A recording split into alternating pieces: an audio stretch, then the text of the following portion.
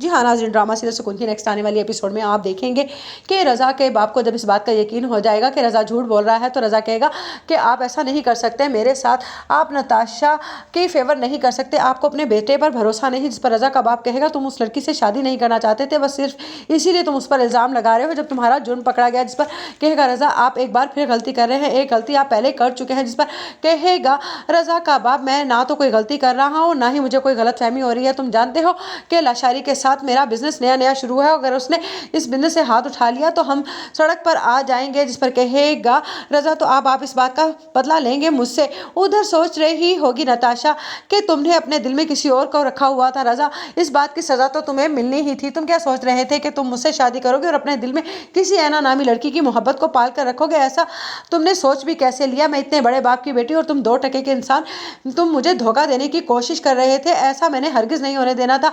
अब तुम जेल की सलाखों के पीछे अपनी सारी ज़िंदगी गुजार दोगे उस लड़की की मोहब्बत को अपने दिल में लिए हुए।